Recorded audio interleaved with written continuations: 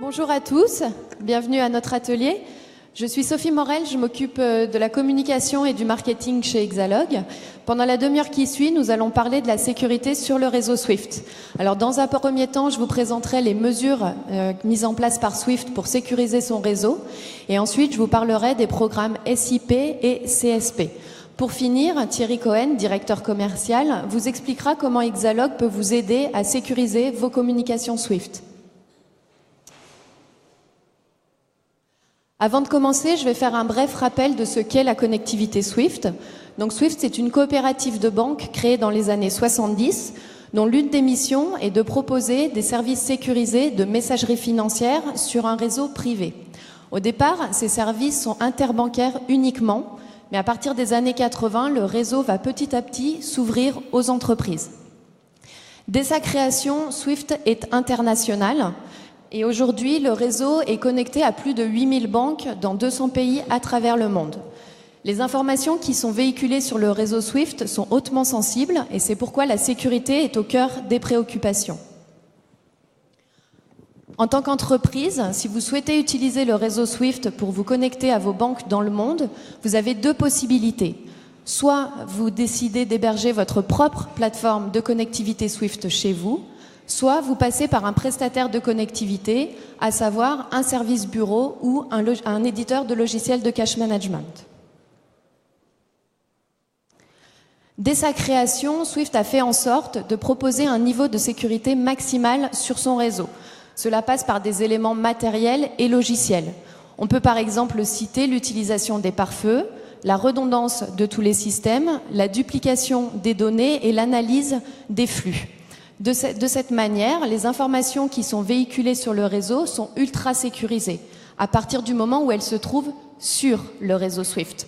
Les risques de sécurité peuvent survenir en amont du réseau, à ce niveau-là. C'est effectivement les banques, les entreprises et les éditeurs de logiciels ou les services bureaux qui se connectent à Swift qui peuvent être de potentiels maillons faibles. Effectivement, quand un fichier de paiement est envoyé sur le réseau Swift, il va forcément être traité par la banque. Ce qui veut dire que si ce fichier a été corrompu en amont, au niveau des points rouges sur le schéma, alors le paiement frauduleux va être traité et va être effectué par la banque. Pour sécuriser au maximum le réseau, c'est au niveau de ces maillons faibles qu'il faut agir. Dans ce contexte, Swift a décidé de proposer des solutions pour sécuriser les maillons faibles.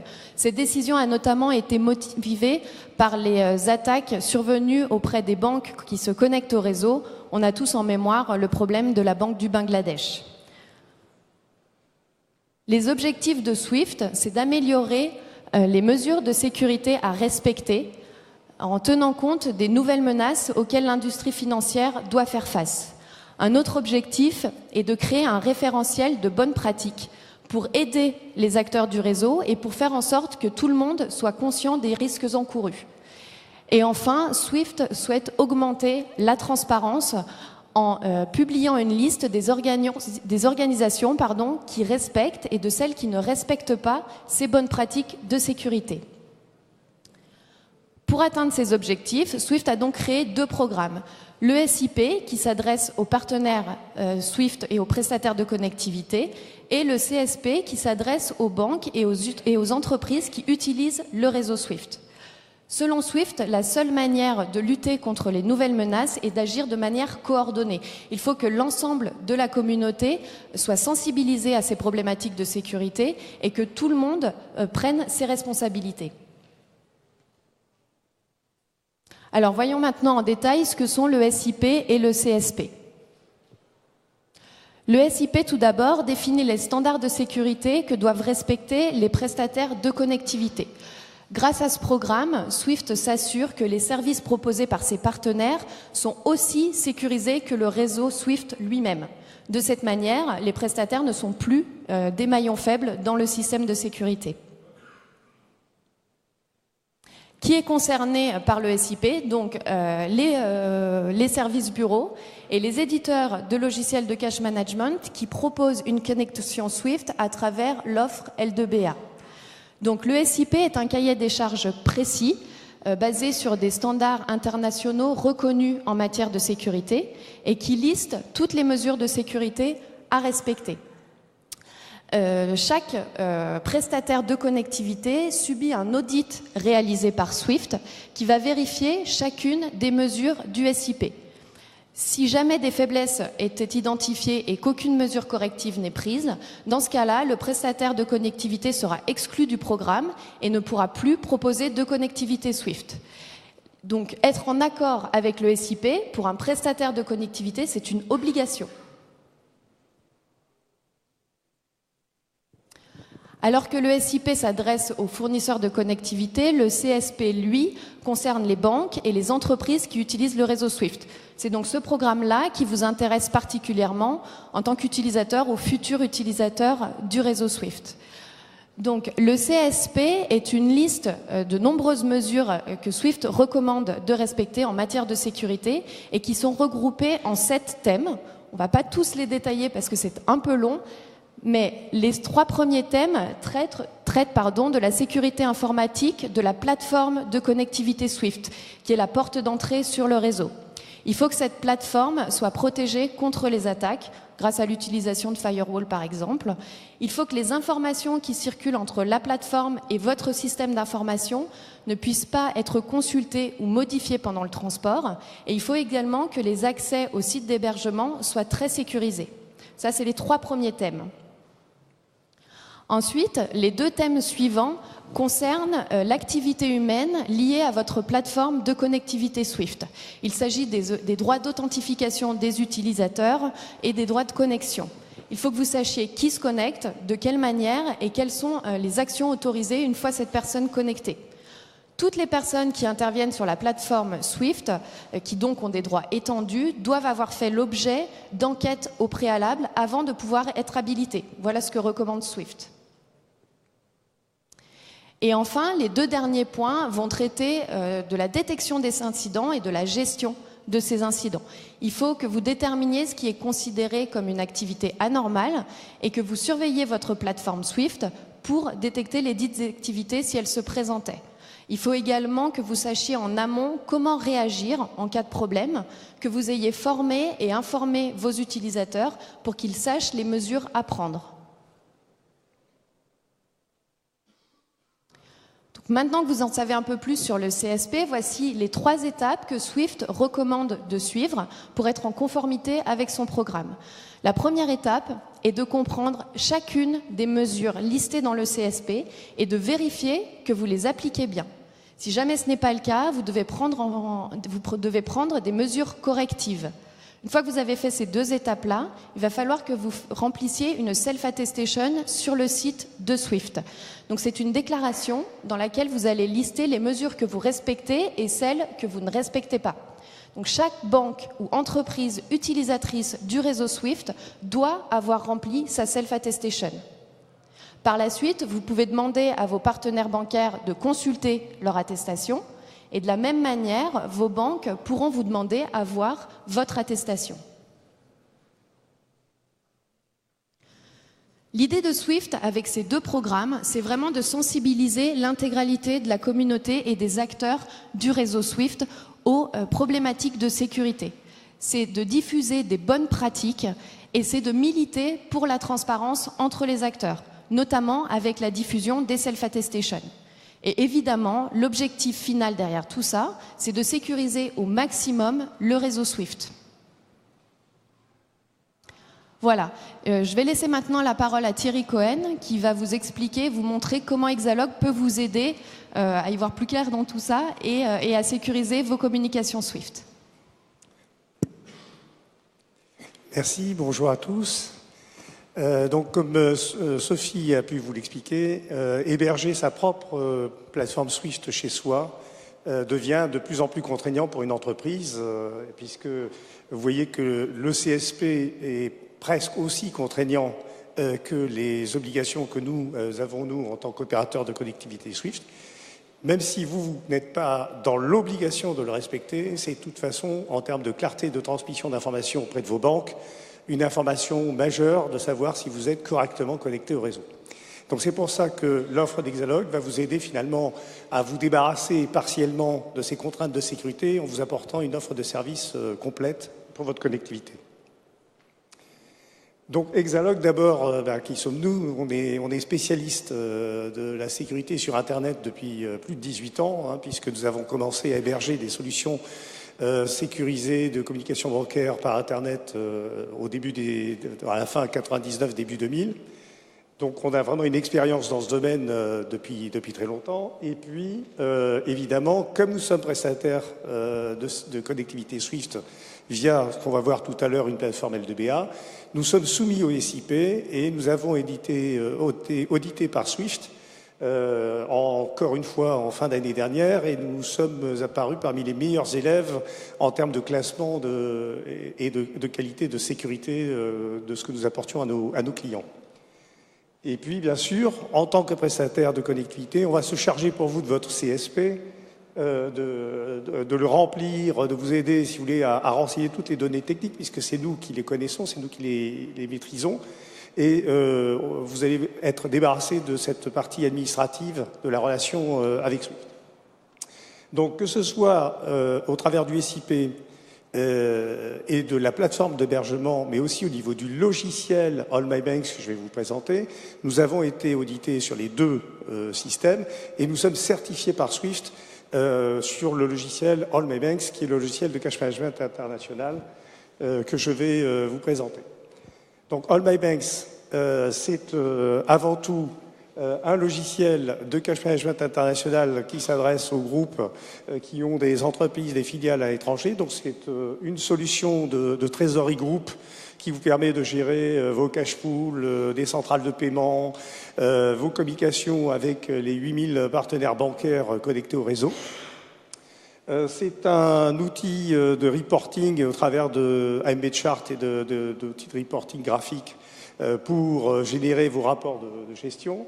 Un outil de gestion de vos paiements et de vos encaissements avec le module AMB Factory qui inclut bien sûr des workflows de validation et des procédures de 4 yeux sur l'ensemble de vos processus de paiement pour les sécuriser.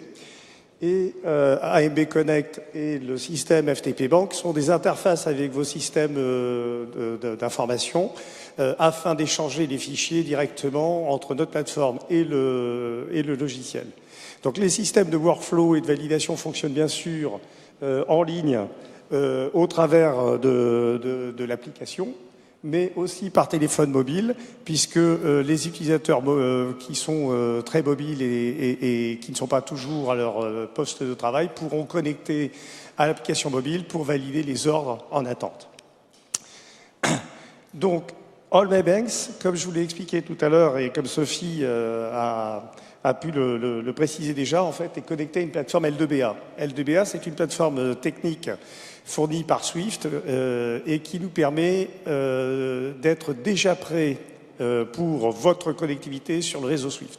C'est-à-dire qu'on n'a pas d'installation, configuration technique à chaque nouveau client qui embarque sur une solution All My Banks et L2BA, puisque la connectivité L2BA est déjà opérationnelle pour tous nos clients connectés au réseau SWIFT.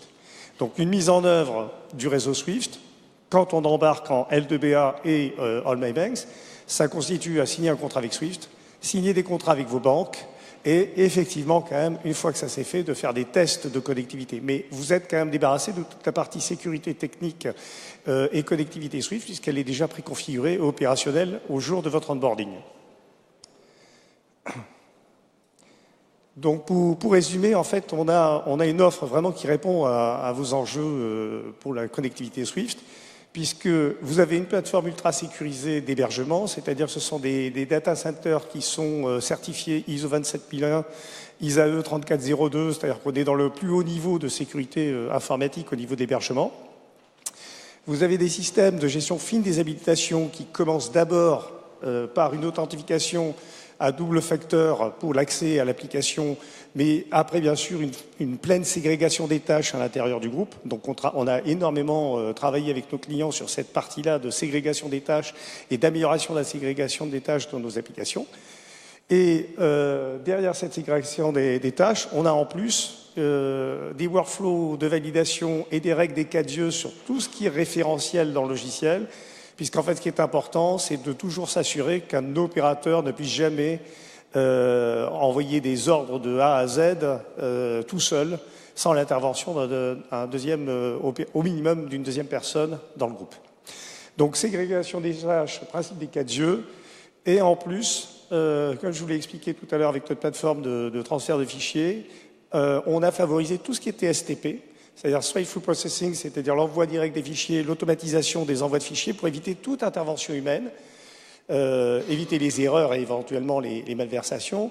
Et dans ce Straight-Through Processing, on a embarqué des systèmes de chiffrement et de cryptage de vos données, de façon à ce qu'un fichier qui sorte de votre ERP soit totalement infalsifiable, qu'il reste confidentiel quand il s'agit de paye, par exemple, c'est-à-dire que le fichier est crypté, et que, en plus, il va donc nécessairement passer par le système des 4 yeux dans l'application, puisqu'il ne peut pas faire autrement à partir du moment où il est passé dans notre plateforme de Straight-Through Processing. Et entre nous et la plateforme L2BA, nous avons mis en place le protocole de chiffrement LAU.